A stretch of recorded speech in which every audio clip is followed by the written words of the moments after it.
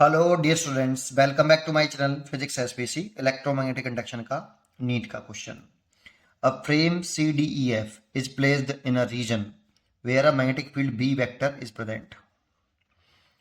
A rod of length 1 metre moves with constant velocity 20 meter per second. The strength of magnetic field is 1 Tesla. The power spent in the process take 0.2 ohm and all other wires and rod have zero resistance. ठीक है, तो ये तो ये rod जो है ये move कर रही है ऐसे कांस्टेंट वेलोसिटी से कर रही है 20 मीटर पर सेकंड से।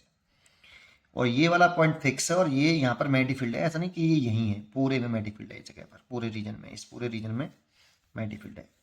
तो जब ये रॉड मैग्नेटिक फील्ड लाइंस को काटते हुए चलेगी तो रॉड के अक्रॉस एक इंड्यूस्ड ईएमएफ डेवलप होगा। उसे मोशनल इंड्यूस्ड ईएमएफ के नाम से हम जानते हैं।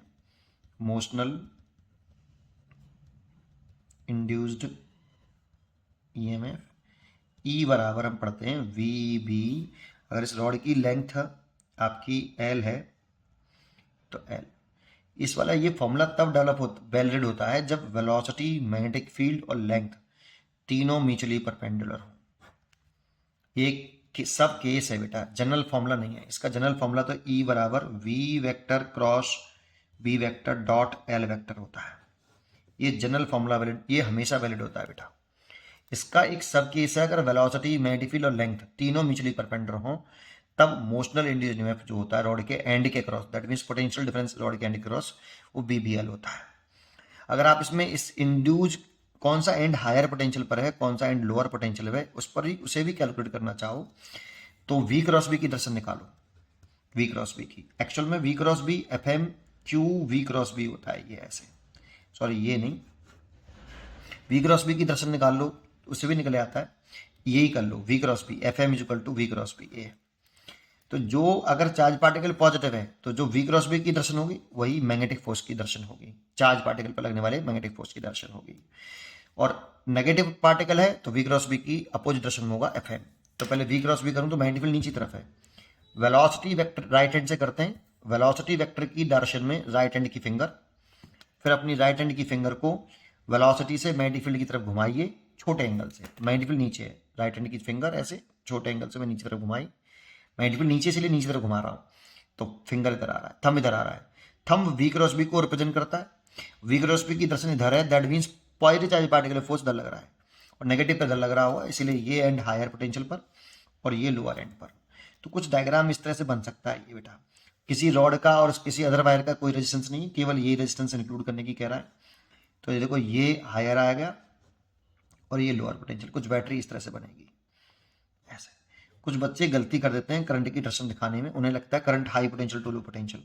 तो ऐसे में सोचना करंट ऐसे फ्लो करेगा।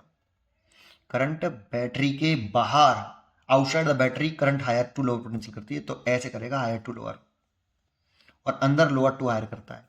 तो ध्यान रखना करंट ऐसे आएगी इसमें। ये रॉड वाला हिस्सा है PQ वाला और ये DE।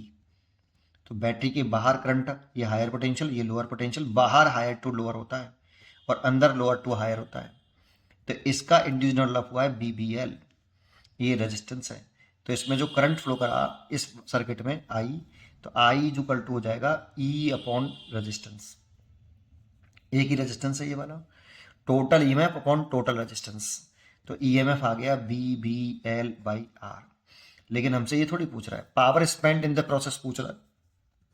पावर कितना होता है I²R। भाई power is equal to VI होता है, V बराबर IR होता है। तो यहाँ रखेंगे तो I² आ जाएगा। पावर इतना स्पेंड करेगा, पावर डिसिपिएटेड इन रेजिस्टेंस। तो I की वैल्यू पुट कर दो बेटा, V², B², L का स्क्वायर ओवर R का स्क्वायर, R से एक R कटेगा तो R। बस यहाँ वैल्यू पुट करना है, सॉल्व कर लेना है, काम खत्म। वेलोसिटी देखें तो 20 मीटर पर सेकेंड, तो 20 कैलकुलेशन तो कुछ है नहीं है उसमें। मैग्नेटिक फील्ड, क्योंकि डाटा बहुत आसान सा दिया है, 1 टेस्ला, तो 1 का स्क्वायर करेंगे 1। लेंथ भी 1 मीटर है ना, तो ये भी 1 है, स्क्वायर करेंगे। और R की वैल्यू 0.2, तो ये 0.2, इसको हटाएंगे तो एक जीरो और हो जाएगा। तो ये आपका हो गया 4000 बेटा, इतना वॉट। तो इसे 4 किलो वाट लिख सकते हैं हम, क्योंकि 1 किलो वाट में 1000 वाट होते हैं। तो D choice correct. Easy question था, पढ़ते रहिए और खुश रहिए।